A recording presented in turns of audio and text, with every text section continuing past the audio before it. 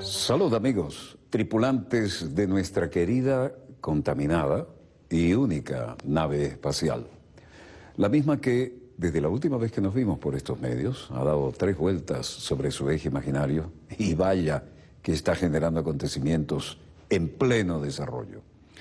Algunos de los cuales tienen una lógica continuidad con los que cerrábamos la semana pasada, pero no menos importante lo que está ocurriendo en las últimas horas. Y en ese sentido, China ha lanzado nuevo satélite, pero además hay una fluida situación en todo el lejano oriente y cosas que nos recuerdan incluso como recalentado el tema de Corea, ¿no? y la guerra de Corea. Cuando estuve en China en la década del 80 estaban pensando en el Larga Marcha 2. Ya van largo por el Larga Marcha 3, que son los niveles de los cohetes que ellos tienen, y ciertamente estarían en condiciones de colocar eventualmente un hombre en la Luna, pero la realidad del momento no requiere ese tipo de inversiones a esa distancia y con ese poco valor retributivo, ¿no? En la carrera espacial era válido, pero ahora diferente. Lo que sí está sospechosamente fluida es toda esta zona. Primero, el lanzamiento de China viene de esta zona. Ustedes saben que cuanto más cercano al Ecuador, es más fácil colocar en órbita objetos, ¿no? Pero además, en toda esta zona hay movimiento sumamente interesante, por decirlo. Cuando decimos interesante y pensamos en China, es que hay una expresión china que dice que los dioses te permitan vivir tiempos interesantes. Pero cuando lo dice un chino, uno no sabe si es una bendición o una maldición. En todo caso, dejemos que los acontecimientos en pleno desarrollo nos muestren cuál es la realidad geopolítica del momento. Y aquí está la gran torre de lanzamiento, encendido y despegue.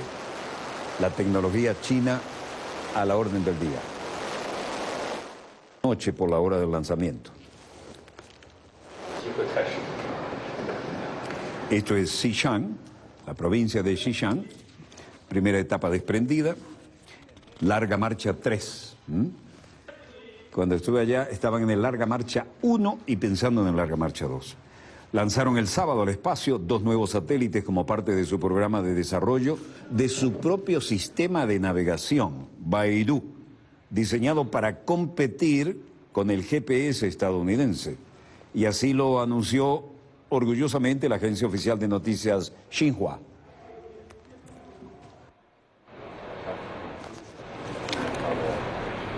Cohete que puso en órbita los satélites fue lanzado desde el centro de lanzamiento de satélites Xishan, en la provincia de Sichuan, al noreste. Los satélites son el número 18 y el número 19 de China, como parte del programa de desarrollo del sistema de navegación Baidu, Brújula. Esto, por supuesto, tendrá enorme acción para apoyar sus intereses militares, no solo los civiles, ¿no? Y hablando de intereses militares, en el mar del sur de la China, intensas maniobras de la Armada de China, y además dijo, ojo, cuidado con equivocarse. No queremos interpretaciones erróneas de este ejercicio en el mar meridional de China. Ahora, estas maniobras son entre Filipinas y Vietnam. El ejercicio naval que estamos viendo se llevó a cabo en el mar meridional de la China y es parte de los ejercicios anuales. Realizar ejercicios marítimos, dijo el vocero Liang Yang, es una práctica común de las armadas de varios países. Estas maniobras anuales y regulares de la Armada China tienen por objeto probar la capacidad de combate de nuestras tropas, impulsar su maniobrabilidad, poder de búsqueda y rescate y las capacidades para cumplir misiones militares diversificadas. En las islas Nansha y las áreas marinas cercanas, que han sido parte de los territorios de China desde tiempos antiguos. Vean este aparato, es una falta de respeto llamarle aparato a un avión, ¿no? Vean Vean este interesantísimo modelo. Aparte que sacaron a relucir todos los aviones de combate que tenían. Este avión que vieron ustedes con esa barra encima, aquí lo vemos por dentro. Esta es la parte de la derecha, ahora veremos la parte de la izquierda. Es un verdadero puesto de control volante. Aquí lo estamos viendo a través de la cabina de otro. Y esta barra es también parte de su electrónica. Así como el AWACS tiene un gran disco, esto lo han solucionado con esta tecnología. Todo el avión es tecnología pura, ¿no? Aquí está la barra. Y esto es una forma de decirle al mundo, tenemos lo que hace falta, lo fabricamos nosotros, no dependemos de nadie, y podemos ejercer soberanía ahora en tierra, mar y aire. Este es otro modelo.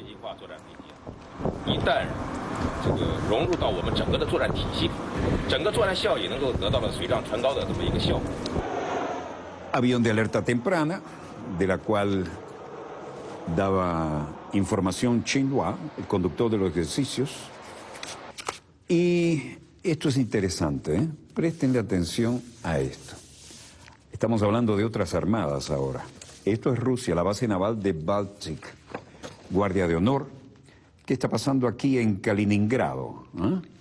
Putin afirma que Rusia debe conservar su estatus de potencia mundial.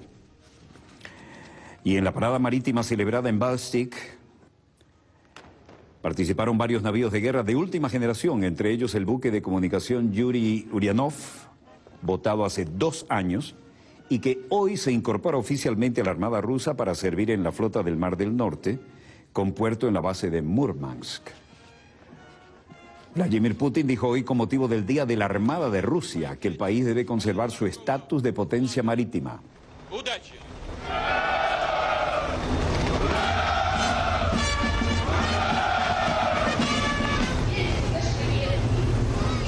Con todos los veteranos que quedan aún de la Segunda y de otras guerras, dijo, nuestra patria se consolidó como una gran potencia marítima. Para nosotros ese estatus es una enorme responsabilidad ante la historia. Здравствуйте, товарищи! Поздравляю вас с Днем Военно-Морского флота России!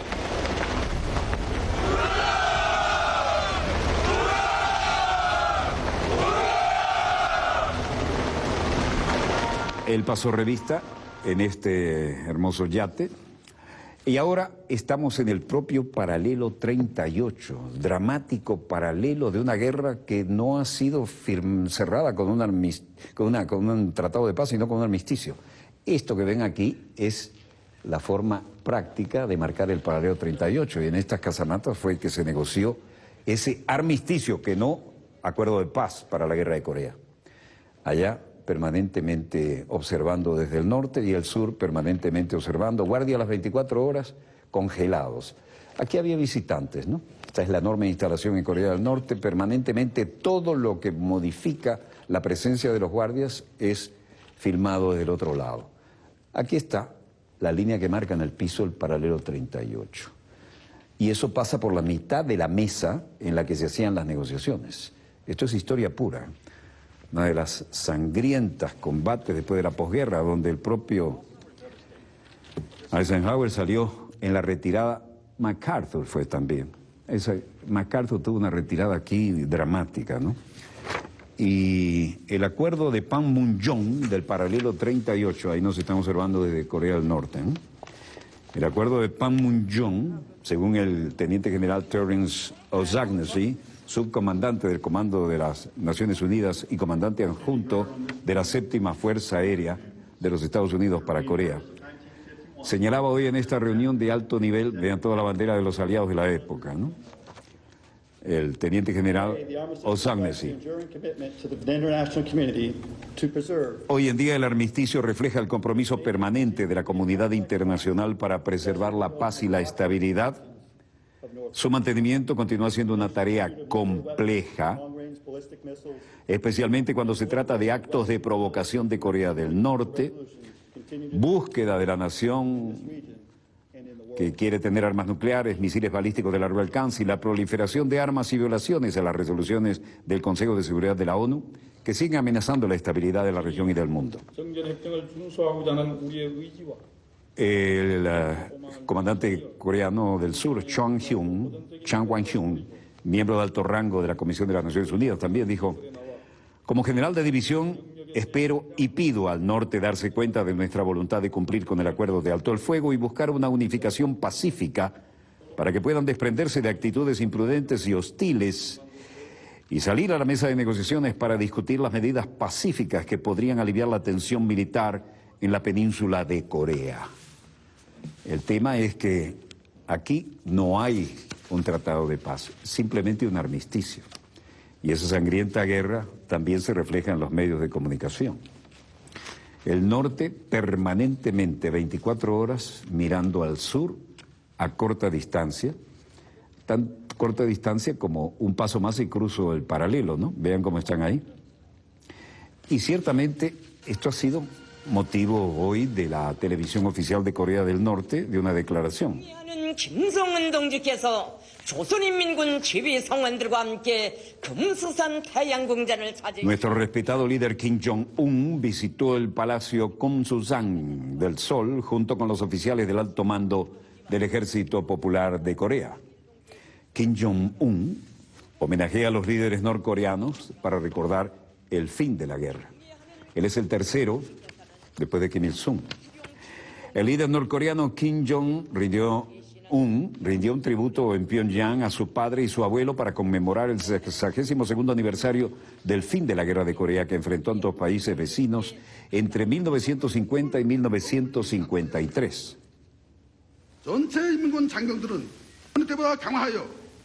Acompañado por militares de altos rangos, el joven líder norcoreano acudió al Palacio del Sol de Kumsusan, donde reposan los restos de su abuelo Kim Il-sung y de su padre Kim Jong-il. El ceremonial para homenajear a los dos primeros líderes del gobierno de los Kim responde al 27 de julio, día en que se formó el armisticio que puso fin al conflicto y es considerado en Corea del Norte Día de la Victoria, ya que se establece que la contienda, según la versión del norte, fue ganada por Pyongyang. Ciertamente los ganadores de la Segunda Guerra no pudieron llevarse por delante a Corea del Norte, ¿no? El choque tuvo lugar entre 1950 y 1953 y se cerró con un alto el fuego que nunca ha sido reemplazado por un tratado de paz, por lo que técnicamente siguen en guerra las dos Coreas.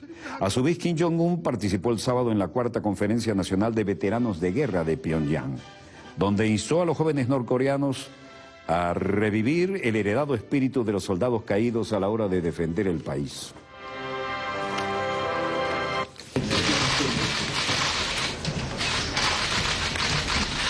Seúl, enviado especial Sidney Zeiler para las conversaciones a 6 bandas. Sidney Zeiler es enviado especial estadounidense para las conversaciones a 6 bandas sobre estos temas de la agenda. Y luego de este encuentro, muy controladito mediáticamente, decía que el reciente progreso en nuestros esfuerzos de desnuclearización con respecto a Irán, una de las preguntas que le lanzaron primero, ofrece un excelente ejemplo de la flexibilidad de Estados Unidos y su disposición a colaborar con los países con los que hemos tenido diferencias de larga data.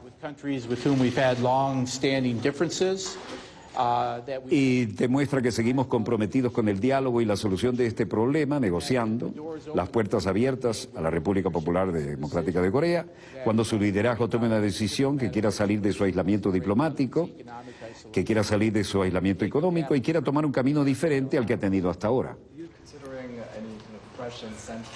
Nueva pregunta. Usted sabe que seguiremos el mismo tipo de discusión que hemos tenido con el gobierno de China hasta la fecha.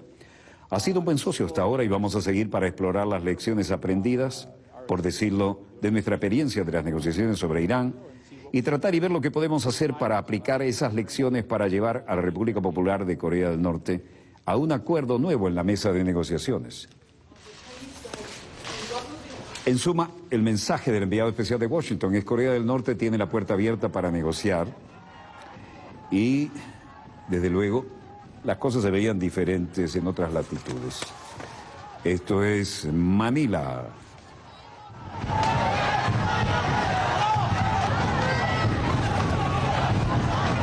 Se esperaba un discurso de Estado presidencial en Filipinas y antes del discurso presidencial armaron el ambiente de esta manera. Manifestantes de izquierda chocaban este lunes con la policía antidisturbio bajo fuertes lluvias, más el agua que lanzaban las fuentes policiales. Intentaban atravesar una barricada de contenedores de mercancías y alambre de espino antes de que el presidente ofreciera su último discurso sobre el estado de la nación. Es el último discurso de su mandato y se va. Y este es el ambiente. Unos 4.000 manifestantes empujaron las barras de hierros y contenedores de metal que impedían acercarse a la Cámara de Representantes en el suburbio de Quezón, donde el presidente Benigno Aquino III tenía previsto ofrecer el discurso de Estado, su último del mandato. Al menos 3 policías y 16 manifestantes sufrieron heridas.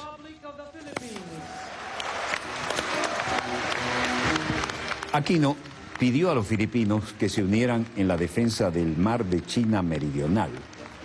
Presidente filipino, aquí recibido en la Asamblea Nacional.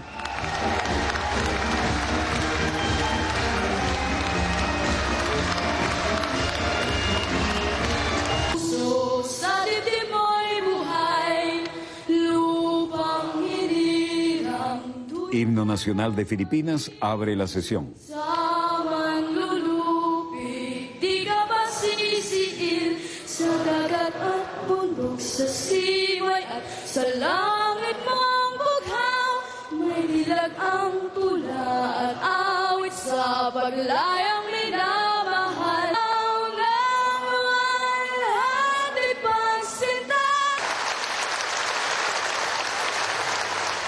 Mientras se recalienta la situación en el Lejano Oriente, el presidente tuvo una frase clave en su discurso.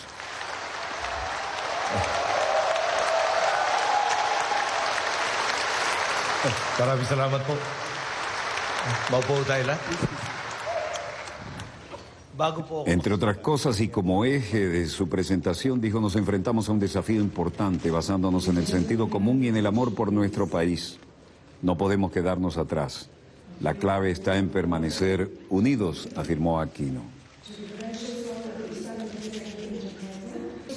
Mientras tanto, Cameron, primer ministro británico, ofrecía a Indonesia créditos para proyectos de infraestructura. Firmaban acuerdos bilaterales y detrás de todo esto había preocupación sobre la situación internacional y por supuesto era un momento para hacerse sentir, porque esto se transmitió en todos los noticieros oficiales en el Reino Unido y tenía que demostrar que es un líder a escala internacional. Cameron ofrece, por lo menos para consumo a bordo, para los que votan o votarían por él, o alguna vez votaron y tal vez no vuelvan a hacerlo. Cameron ofrece a Indonesia créditos para proyectos de infraestructura. Llegó a Yakarta, su primera escala de una gira que le llevará a Singapur, Vietnam y Malasia, acompañado de una delegación de 3 ministros y 30 empresarios, y dijo: también hemos hablado de los problemas de seguridad. Estamos preocupados por la amenaza del Estado Islámico y estamos decididos a derrotar a los terroristas. El Reino Unido ofrecerá un paquete de apoyo contra el terrorismo y esto incluye reforzar la seguridad en los aeropuertos de Bali y Yakarta, una mayor cooperación en investigaciones sobre terrorismo y la formación de 50 oficiales de policía antiterroristas de Indonesia en el Reino Unido.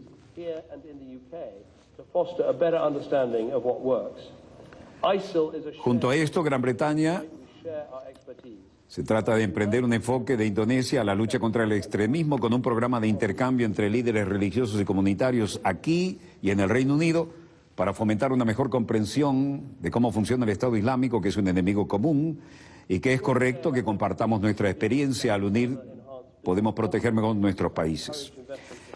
Hemos hablado hoy sobre cómo crear condiciones que mejorarán aún más la confianza empresarial y fomentar la inversión. Sé que todo esto el presidente se ha comprometido, Widodo y el Reino Unido, y nos ayudaremos mediante el intercambio de experiencia práctica para el gobierno de Indonesia para los próximos 3 años en la lucha contra cargas regulatorias y hacer más fácil los negocios.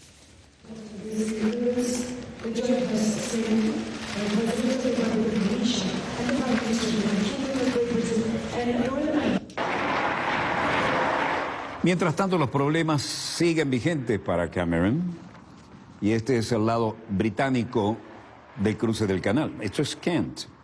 Vean los kilómetros y kilómetros y kilómetros de camiones con mercaderías que no van a llegar al otro lado del Canal de la Mancha. Y lo mismo que les mostrábamos del lado francés de Calais estos días, ahora lo tenemos del lado británico.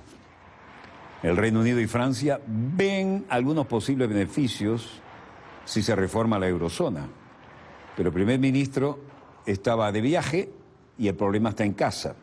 Y el ministro de Hacienda, George Osborne, también tenía que salir y dar la cara en esta situación.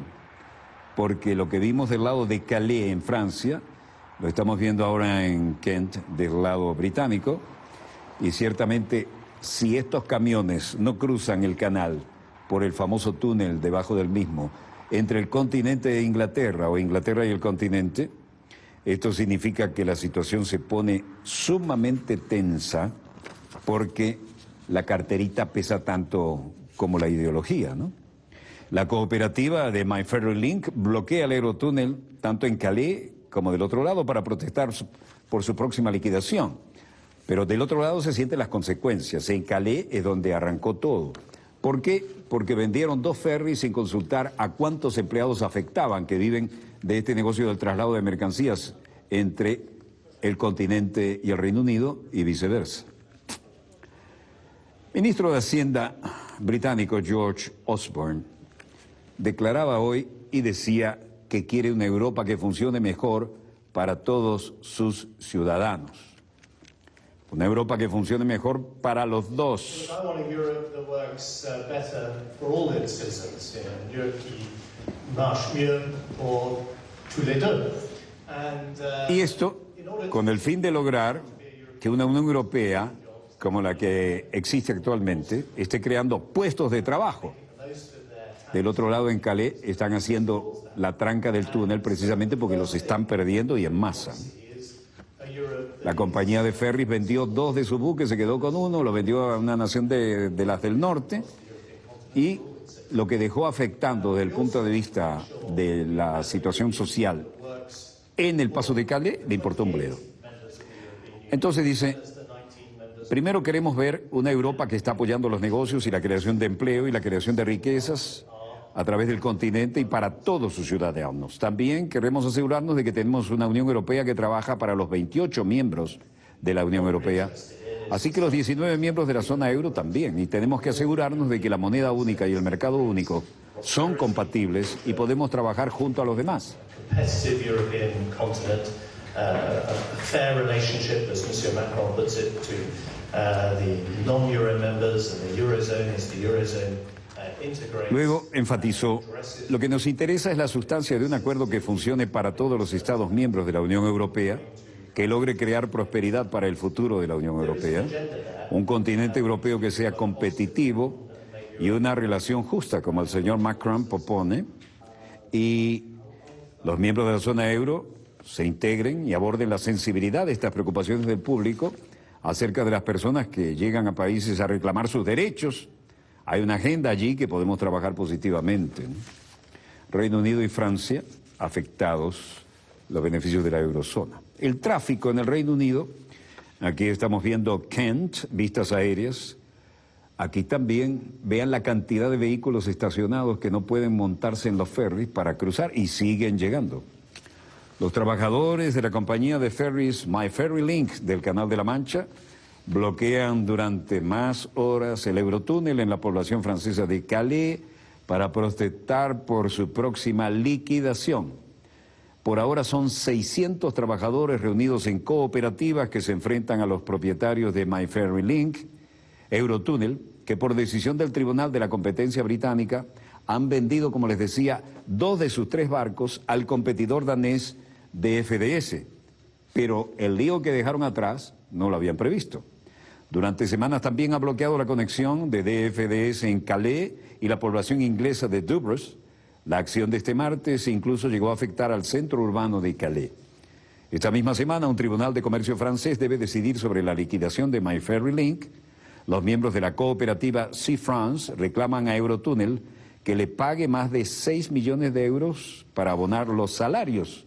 La dirección del Eurotúnel, por el contrario, le pide dinero a la cooperativa por no devolver los barcos y alega que esta es la única posibilidad para que el danés DFDS pueda integrar a los trabajadores en su empresa.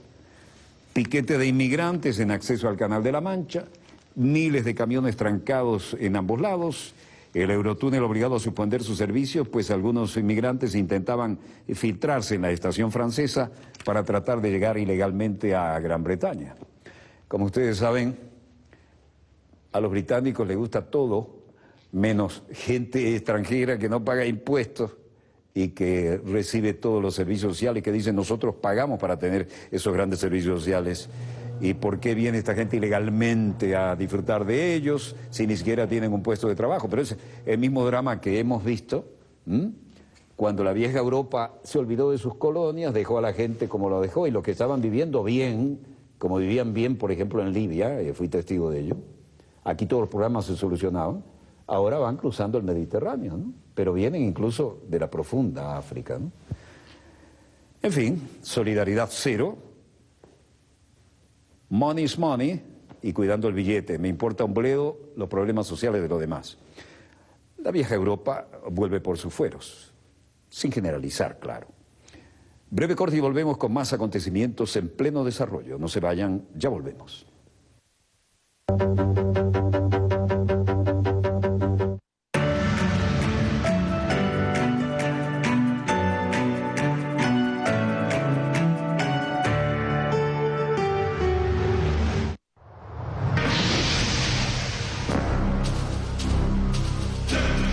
Esos 6, 7 meses antes del 4 de febrero, cuajamos el detalle final del 4 de febrero.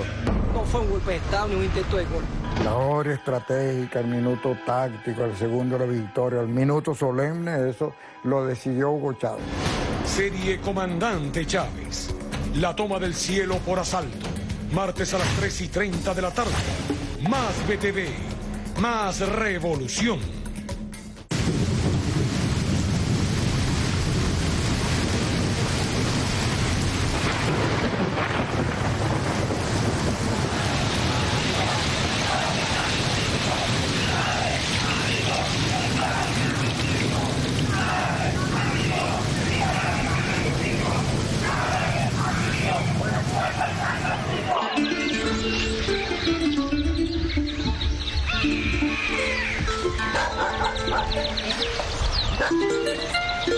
La victoria la lograremos solo por el camino de la revolución. El genio se salió de la botella.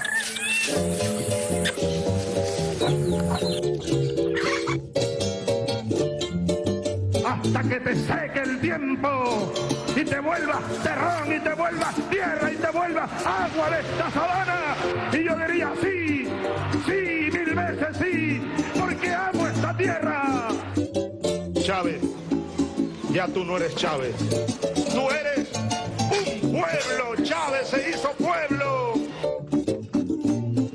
Yo me siento encarnado en ustedes. Gracias, pueblo mío, por esta vida, por esta lucha.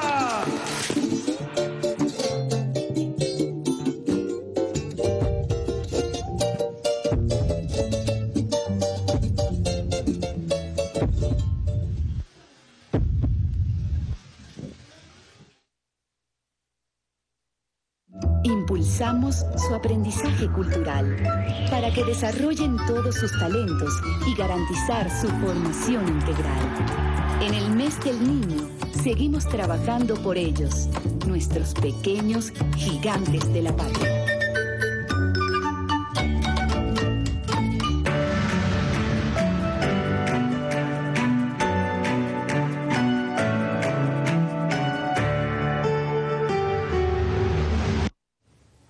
Volvemos con más acontecimientos en pleno desarrollo.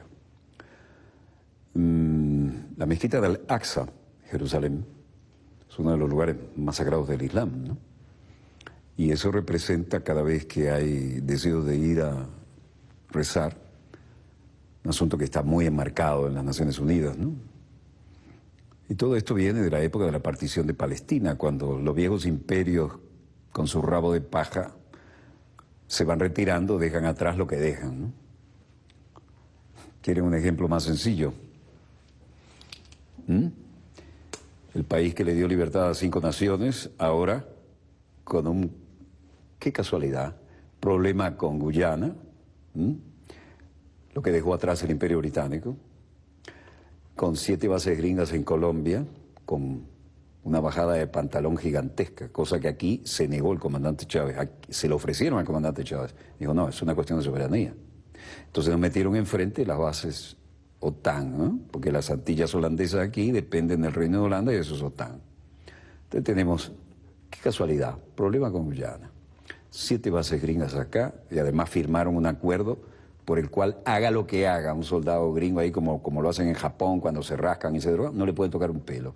Y enfrente tenemos esto, qué casualidad, ¿no? Ahora, volvamos por enésima vez. Aquí estamos a 4 a 5 días de Estados Unidos con la mayor reserva de petróleo del mundo, la mayor reserva de gas del mundo, la mayor reserva de minerales estratégicos y biodiversidad. ¿Casualidad? Cualquier mala interpretación debe ser de mala voluntad. Ahora, ¿cuál es la otra fuente de petróleo para Estados Unidos? Ya lo dijimos 100 veces, ¿no? Por el estrecho de Hormuz pasa más del 42, 43, a veces más % del petróleo del mundo. Como los supertanqueros ya no pasan por Suez, tienen que hacer la ruta larga y esto supone bajar por el Índico, pasar por el famoso y legendario Cabo, subir al Atlántico del Sur, venirse hacia el Caribe y venir hasta acá, y son 40 a 45 días de navegación, pero acá estamos a 4, máximo 5. Cualquier interpretación de mala voluntad es pura imaginación, ¿verdad? Qué casualidad lo que estamos viviendo, ¿no? Y qué casualidad, todas las resoluciones de las Naciones Unidas de respeto a los derechos de los palestinos, por ejemplo, a ir con libertad a sus lugares a orar, como el templo de Al-Aqsa, tercer lugar más sagrado del Islam. La Meca y Medina, que son los primeros y segundos, están aquí en Arabia Saudita y están bajo protección y responsabilidad de la corona saudita. Pero aquí está el tercero, y todo palestino que está en esa zona quiere ir a rezar al templo de Al-Aqsa. Las cosas se repiten de una manera sospechosa, ¿no? Pero veamos los acontecimientos en pleno desarrollo y lo que es más reciente. Esta es la parte antigua de Jerusalén, en la que todos estamos involucrados, incluyendo los cristianos.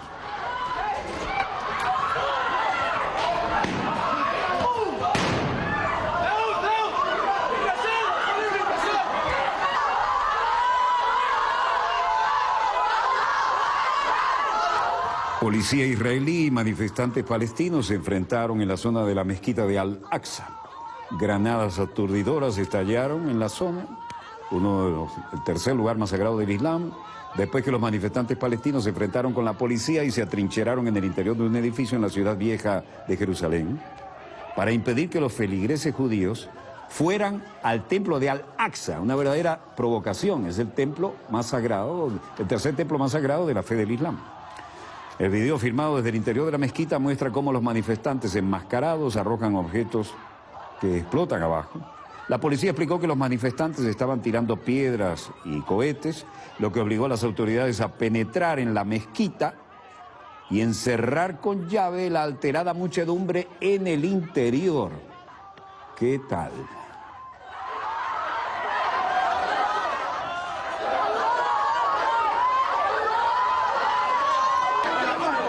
Así que las fuerzas policiales tuvieron que entrar para prevenir que más policías fuesen lesionados. Ahí está, lugar más sagrado, tercer lugar más sagrado del Islam, el Templo Dorado. Las fuerzas lograron penetrar algunos metros hacia el interior, cerraron las puertas de las mezquitas, mientras los que protestaban seguían adentro. Y los enfrentamientos se declararon cuando los judíos intentaron entrar a la mezquita para celebrar Tisha B'Av, una celebración que conmemora la destrucción del antiguo templo hebreo, ¿no? Los antiguos templos hebreos. El enfado natural de los feligreses palestinos ante la irrupción de los judíos se multiplicó, no solo por los señalados de la fecha, sino porque se considera una instrucción y esto está prohibido, que los judíos recen allí, dicen.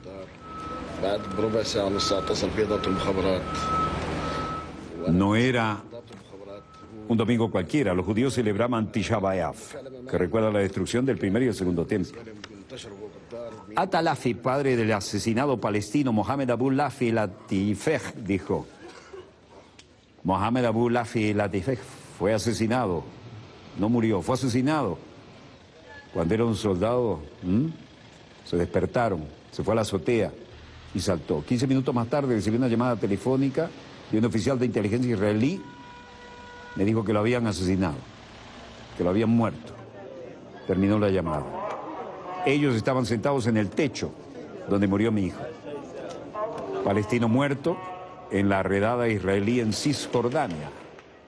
Abu Latifa y un compañero suyo estaban siendo buscados por los organismos de seguridad israelí. Dicen al sospechar que planificaba un atentado vinculado con el tráfico de armas en Cisjordania. Sus familiares, amigos y conocidos niegan todo esto. Por su lado, Israel asegura que el palestino ignoró los llamamientos de los agentes, se negó a ser detenido y huyó. Cuando veía, le dispararon. Intentó ir saltando un tejado a otro y cuando cayó al suelo, el paramédico de la unidad policial israelí le atendió, pero ya no había nada que hacer. Por otro lado, los palestinos denunciaron que nunca intentó huir y que su caída se debió a los disparos israelíes. Le dispararon varias veces en el tejado y se quedó allí hasta que los soldados llegaron y recogieron su cuerpo. Así señaló la agencia Reuters Sadi Awad, palestino que vive en un edificio adyacente al lugar de los hechos y observó todo. Otro testigo palestino añade que Abu Latifa tenía heridas en las piernas, pero no presentaba daños en el resto del cuerpo. Pero para las fuerzas israelíes, los palestinos eran sospechosos de planear un atentado terrorista en Israel. Situación tensa en Tierra Santa y margen occidental de Jordán, Calandilla. Se movilizan las tropas y los blindados israelíes después y previendo reacciones por el funeral de la víctima palestina de 19 años, Mohamed Abu Latifa, que murió en el raid israelí al que hacemos referencia. Tensa situación en la zona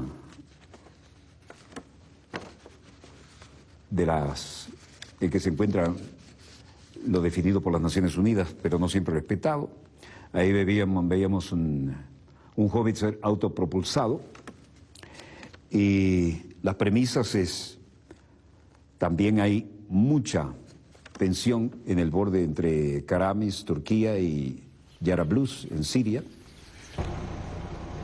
Y esto, que es aparente calma, indica que la tensión es otra diferente a lo que muestran las imágenes. No sopla ni el viento para que flameen las banderas, pero la tensión tiene a todo el mundo con el dedo en el gatillo. Hay patrullas del lado turco con blindados y una situación bastante tensa desde cualquier punto de vista. Una redada masiva en Turquía contra presuntos yihadistas. Las operaciones antiterroristas, dijo el gobierno de la policía turca, han continuado este lunes con la detención de unos 850 personas, muchas de ellas por supuesta colaboración con militantes del autoproclamado Estado Islámico. En Ankara, en medio de un fuerte despliegue policial, se han arrestado a 15 sospechosos. Y en las zonas de roce entre palestinos e israelíes, la cosa no estaba mejor hoy, tanto ahí como en Turquía. Y el templo, que siempre es objeto de roces, esta vez se transformó en algo bastante más complicado. El distrito de la capital de Ankara, de Hazi Bayram, fueron detenidos 15 miembros sospechosos de pertenecer al Estado Islámico. Los blindados estaban a la orden del día, los ligeros, pero al caer la noche las cosas se seguían complicando.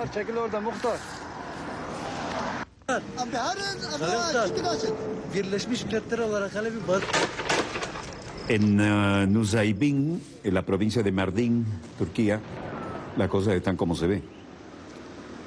Las fuerzas de seguridad chocaban con los manifestantes y la agencia Anadolu dice que las fuerzas de seguridad desplegaron sus fuerzas de choque y lanzaron gases lacrimógenos para dispersar a los que protestaban contra los ataques de Turquía contra el Estado Islámico y sus militantes en Siria y contra los rebeldes kurdos en Irak. La tensa calma en la frontera de Siria y alta tensión en las calles de Turquía se reflejaba también en los hospitales. La doble ofensiva del gobierno de Turquía contra la guerrilla kurda y el yihadista Estado Islámico disparó las tensiones en las calles del país y al mismo tiempo en la frontera se mantiene apenas un momento de calma. Aunque se sabe que la cifra de detenidos en la operación en marcha desde el viernes, dirigida tanto contra redes yihadistas como contra simpatizantes del Partido de los Trabajadores del Kurdistán, el PKK, y células marxistas, ya alcanzaban a 851 detenidos. Turquía ha lanzado su fuerza aérea, como estamos viendo aquí, F-16 en operaciones nocturnas, contra blancos del Estado Islámico y militantes kurdos en Irak y Siria. Despegue de alta performance, ese chorro de fuego que ven es el escape de un F-16 con todo el postquemador, es decir, con todo el acelerador a fondo. Las fuerzas turcas realizaron incursiones aéreas por tierra contra las posiciones del Estado Islámico en Siria y objetivos del PKK en el norte de Irak, informó la oficina del primer ministro Ahmet Davutoglu. Los ataques contra el PKK podrían aniquilar el frágil proceso de paz entre el movimiento proscrito y Ankara, iniciado a fines del 2012. La tregua, ese es un avión de mayor porte y ese es el que hace el control volante, es un puesto de control estratégico aéreo, ¿no? Y algunos también de reabastecimiento. Porque cuando se va muy cargado de bombas y se puede negociar con menos combustible, después el combustible que hace falta se le pone cuando ya están arriba, ¿no? La tregua ya no tiene sentido tras los ataques aéreos del ejército turco, declaró el PKK en un comunicado publicado en la página de internet. En Ankara, Turquía, Ahmet Davutoglu era entrevistado.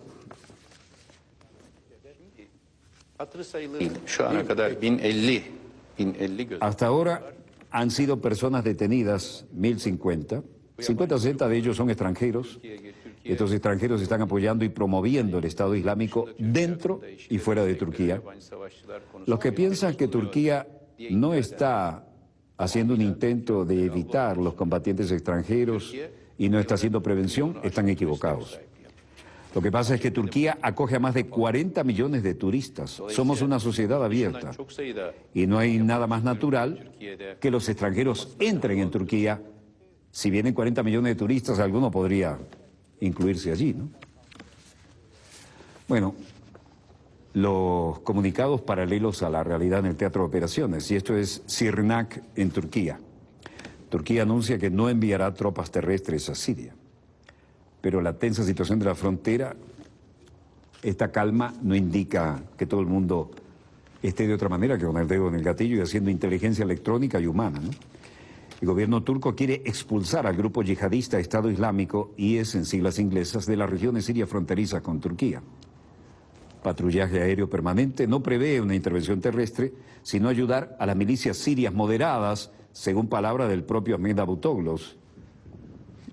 Nuestro objetivo es que no queremos ver al Estado Islámico en nuestra frontera. ¿Cómo lo haremos? ¿Qué paso daremos? Eso no lo vamos a declarar, nos lo reservamos. Pero no queremos verlo aquí, queremos reemplazarlo con una oposición, pero una oposición moderada, democrática, dijo Davutoglu. La protección aérea es una cuestión importante y proteger desde el aire al Ejército Libre de Siria o elementos moderados que luchan contra el Estado Islámico es una posibilidad. Si nosotros no enviamos tropas al terreno, no la enviaremos. Es obvio que hay que proteger los elementos que colaboran allí de alguna manera y mantener el tránsito abierto. Vean la cantidad de vehículos blindados que acompañan ahí, ¿no? También se acelera el programa de entrenamiento y equipamiento de combatientes. Esto es Gurdapsur en el Punjab, en la India. Al menos 10 muertos en un ataque de un grupo armado en la India. La policía de la India ha puesto de manifiesto un ataque perpetrado por hombres con uniforme militar que se han atrincherado durante 10 horas en una comisaría del noroeste del país, en una acción que ha causado la muerte de 10 personas, entre ellas 3 civiles, 4 policías y 3 asaltantes. El portavoz de la policía del distrito de Gurdaspur, en el estado de Punjab,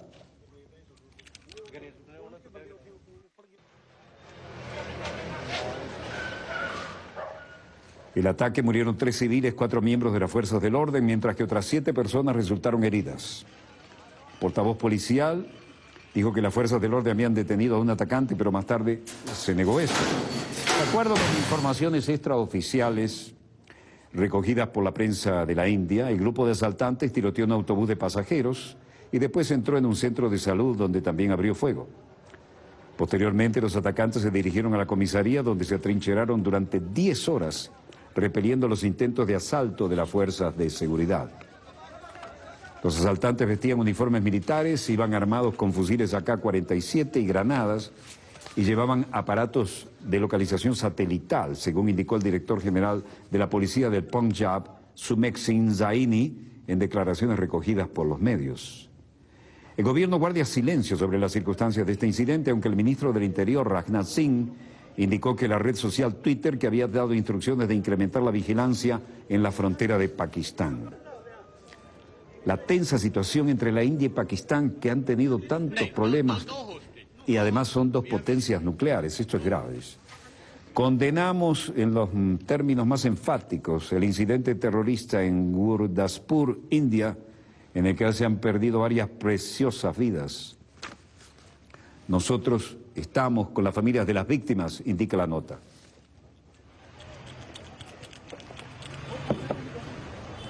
En paralelo a este asalto, las fuerzas de seguridad locales también encontraron 5 bombas de fabricación casera instaladas en un tramo de la vía del tren en este estado, aunque no llegaron a ser detonadas. Las autoridades investigan si existe algún vínculo entre ambos incidentes. El distrito de Gurdaspur, donde sucedieron los ataques, es nada menos que fronterizo con Cachemira, la única región del país de mayoría musulmana y en la que actúan con cierta frecuencia fracciones separatistas que simpatizan con el vecino Pakistán. La región de Cachemira es el principal punto de enfrentamiento entre India y el país vecino, que ya se han enfrentado en guerra por la soberanía de ese territorio desde la partición. Y esto no es nada auspiciante. Seguimos en Gurdaspur. Se han recuperado armamentos de todo tipo. El inspector general de la zona fronteriza, Ishwar Chandra, decía: no hay rehenes. Nosotros lo hemos comprobado. No hay rehenes.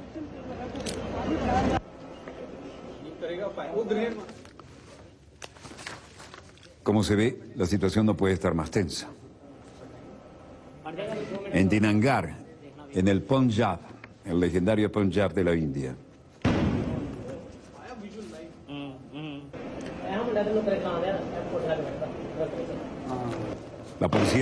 La policía de la India supera a gente poderosamente armada y usando uniformes militares en una batalla en la que se utilizaron desde armas automáticas hasta granadas.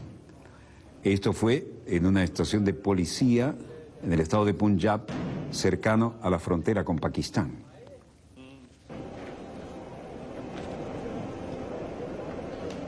El oficial de seguridad, Kapil Kumar, dijo: no sabemos el número de militantes del Estado Islámico.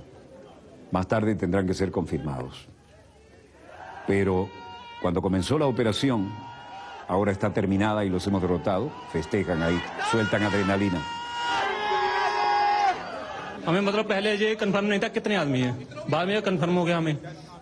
Estábamos combatiendo desde esta mañana y ahora hemos tenido éxito. Ahora hemos entrado al lugar, hemos controlado la situación y eliminamos a los que estaban escondidos allí dentro. Todavía tiene la adrenalina alta el hombre, ¿no? No éramos conscientes del número de los militantes. Más tarde se confirmó y empezamos nuestra operación. Ha terminado. Hemos tenido éxito. Hicimos reconocimiento de todo el edificio y también los lugares donde podrían haberse escondido. Violento enfrentamiento en la India cerca de la frontera con Pakistán. Las cifras más conservadoras hablan de 9 a 10 muertos. Esto es Etiopía. Y esta caravana significa que el presidente Barack Obama llega al Palacio Nacional en una más que blindada caravana.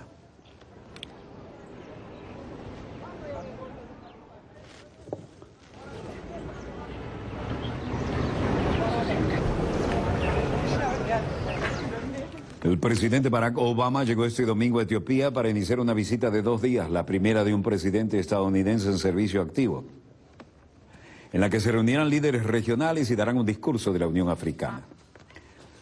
El avión presidencial aterrizó a las 6 de la tarde locales en el aeropuerto de Bole de Addis Abeba y fue recibido por una comitiva encabezada por el ministro etíope Haile Mariam Desalegn. Luego, una gran rueda de prensa.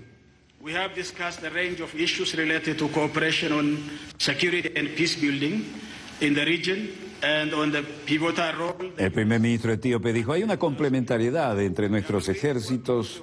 Nosotros disponemos de unos recursos que quizá ellos no tienen, pero tenemos que mandar a nuestros marines etíopes, kenianos y ugandeses, son grandes luchadores.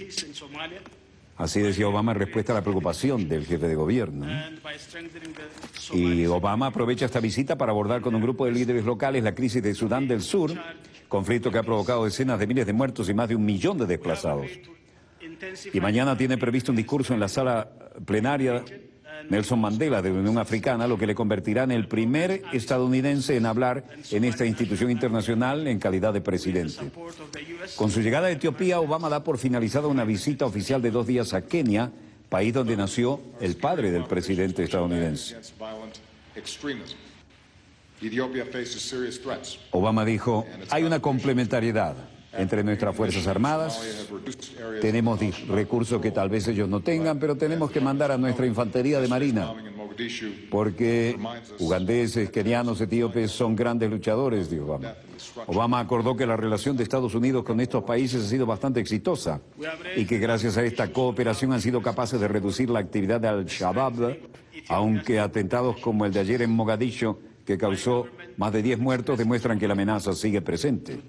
En opinión del presidente, esta cooperación en materia de seguridad está logrando vencer al extremismo violento y agradeció la participación del gobierno etíope en las misiones de paz de la ONU.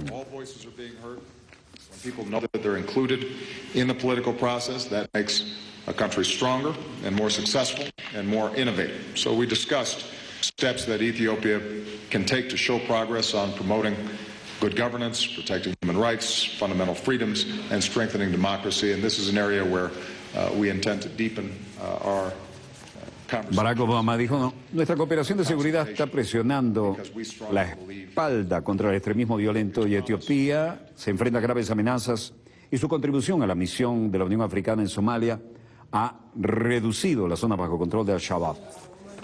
Bueno, vean esto, uno espera que una escalera mecánica ayude a subir, no que se trague a la gente. Esto ocurrió, y es una noticia diferente, en Zhongshu, China. Salva al niño de esta señora y queda atrapada en la misma. Xiang Liuyua, de 30 años, ascendía con su hijo de 2 años por la escalera del centro comercial Anglian en la localidad de Jiangsu, en la provincia de Hubei, cuando ocurrió este accidente. La mujer cayó al interior del sistema mecánico de la escalinata tras pisar una plataforma metálica ubicada en el piso, en la parte final de la escalera que estaba mal asegurada. Segundos antes de la tremenda caída, logró poner a salvo a su hijo, lanzándolo hacia adelante, donde se encontraba personal del complejo que intentó en vano ayudar a la madre. La madre, en ese notable reflejo, lanza a su hijo hacia adelante, evita que se lo trague junto con ella a la escalera, y la madre muere en una escalera mecánica. Insólito, pero el gesto de esta madre, cuando ve lo que le está pasando, lanzar a su hijo, le salvó la vida. Ella murió en ese extrañísimo accidente. Bueno, volveremos mañana, Dios mediante, cuando nuestra querida, contaminada y única nave espacial haya dado otra vuelta sobre su eje imaginario y estemos aquí para contarles la pequeña gran historia de las próximas 24 horas. Donde quiera que se encuentren, de ese lado del receptor, Muchas gracias por permitirnos estar allí con ustedes. Desde el Estudio 3 de Venezolana de Televisión, el canal pionero de Venezuela, finaliza aquí Dossier, el programa decano de información internacional en vivo y vía satélite de todo el hemisferio occidental. Les habló Walter Martínez, productor y conductor de este dossier. Disponga usted de las cámaras, señor director.